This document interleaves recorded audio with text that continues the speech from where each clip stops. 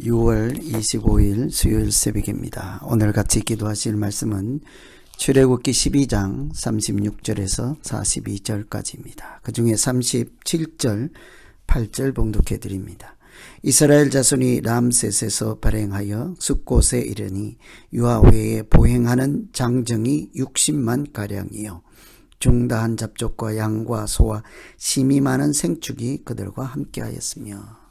오늘 말씀은 야곱의 후손이 약속의 땅인 가나안 땅으로 가기 위해서 애굽을 출발할 때 그 출발하는 날에 대한 말씀이지요.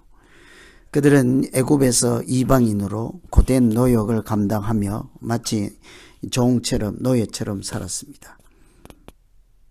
그런데 드디어 해방을 맞이하여 그 땅에서 벗어나게 되었습니다. 그동안 고된 삶을 견디느라 어떻게 살아왔는지 자기들 스스로 돌아볼 시간도 없었겠지요. 그러나 이제 막상 떠나는 날 되어서 돌아보니 많은 변화가 있었습니다. 하나님은 애굽 땅에 살아온 그들에게 어떤 은혜를 그동안 주셨을까? 오늘 떠나는 날 자기들을 돌아보니 예전하고 달리 많은 은혜가 있지요. 고난 중에도 번성하게 하신 하나님의 은혜가 있었습니다. 37절에 보시면 이스라엘 자손이 람셋을 떠나서 숫곳에 이르니 유아회에 보행하는 장정이 60만 가량이요. 약속의 땅에 가뭄이 들어서 양식이 떨어진 것 때문에 야곱의 가족들이 애굽으로 식량을 사러 오고 가다 이렇게 그 일을 계기로 이민을 가게 됐죠. 이미 종으로 팔려간 요셉이 거기에 살고 있었고 하나님은 그를 총리가 되게 하셨습니다.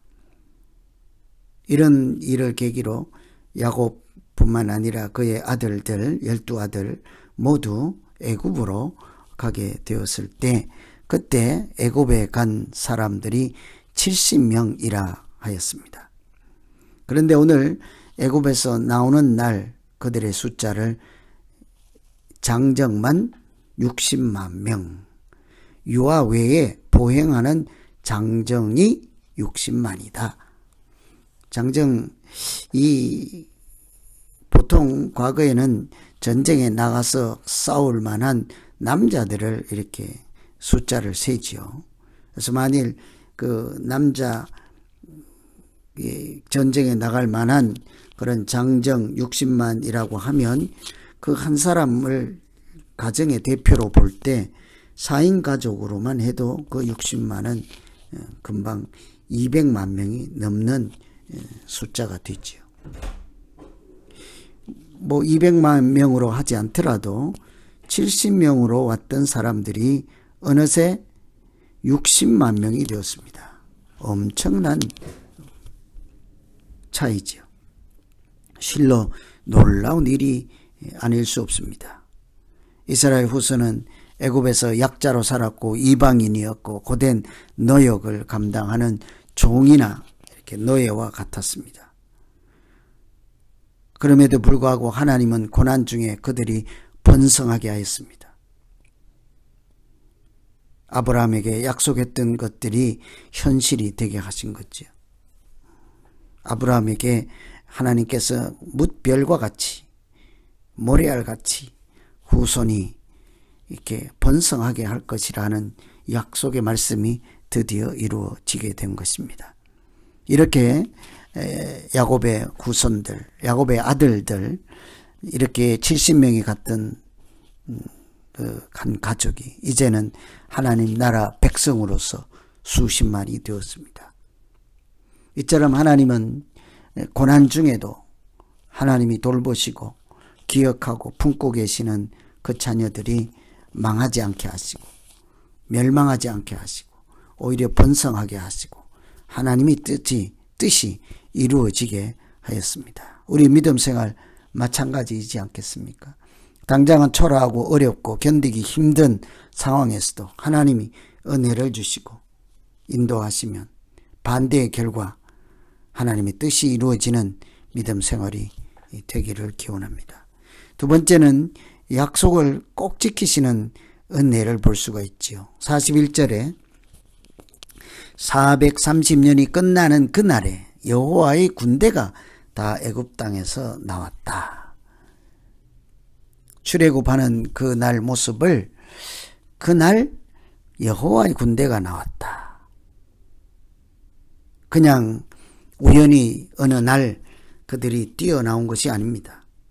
하나님은 아브라함에게 약속하시기를 너희가 이방에서 계기되고 400년 후에 다시 돌아오게 될 것이라고 말씀하셨습니다. 애굽에 갔던 야곱의 가족은 그 12아들 다 유다든 시몬이든 누구든 요셉이든 심지어 야곱이든 다 세상을 떠나고 그 후손들이 그 땅에 살고 있었습니다. 야곱과 요셉이 죽고 요셉을 알지 못하는 왕이 나라를 통치하던 때였습니다. 누구도 그들을 특별하게 보호해주는 사람이 없습니다. 어쩌면 모두가 하나님의 약속을 잊어버리고 약속의 땅으로 돌아가게 될 것이라는 소망마저도 잊어버린 채 현실에 절망하고 절규하며 하루하루 견디고 살아가고 있을 때였을 것입니다. 그런데 하나님은 한 채의 착오도 없이 아브라함에게 말씀하신 그날 430년이 끝나는 그날 하나님은 한 채의 착오도 없이 약속하신 날에 하나님의 말씀이 이루어지게 하시고 현실이 되게 하셨습니다. 하나님은 이처럼 시건치 아니하십니다. 이행하지 않을 약속을 남발하지 않습니다. 하나님 말씀 그 자체가 진리입니다.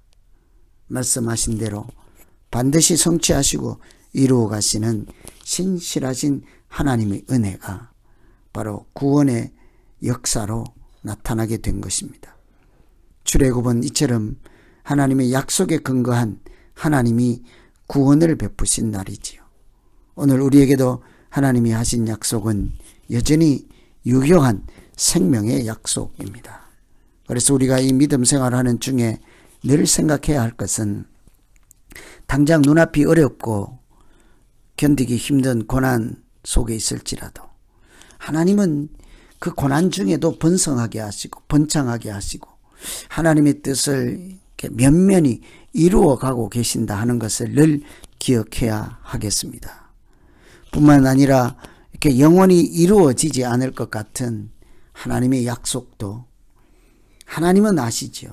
그날 그때에 그 시에 그 순간에 반드시 하나님은 말씀하신 약속이 현실로 이루어지게 하십니다.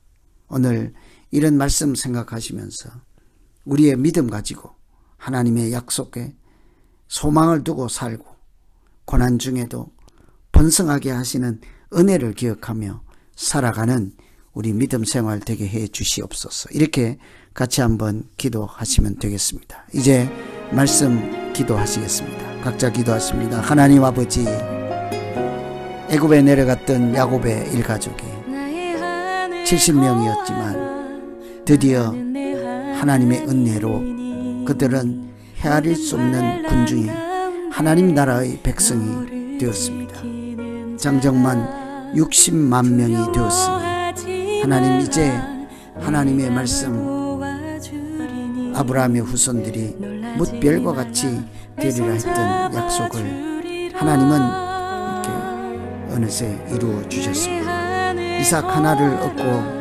이렇게 하나님의 약속에 절망했을 아브라함의 심정을 우리가 기억하고 있습니다. 그러나 그것은 시간의 문제였습니다. 하나님의 때의 문제였습니다. 하나님께서 하나님의 때 하나님의 방식으로 하나님의 약속을 뜻을 반드시 이루어 가신다는 사실을 기억하며 오늘 또 용기 가지고 믿음으로 살게 하여 주시옵소서. 한치의 착오도 없이 말씀하신 대로 다 이루시고 정확하게 이루시는 실수가 없으신 신실하신 하나님을 따라 오늘도 믿음의 걸음을 씩씩하게 내딛게 하여 주시고 우리가 오직 하나님의 뜻을 이루어가는 그런 믿음의 현장에서 살아갈 수 있게 하여 주시옵소서. 예수님 이름으로 기도하옵나이다. 아멘.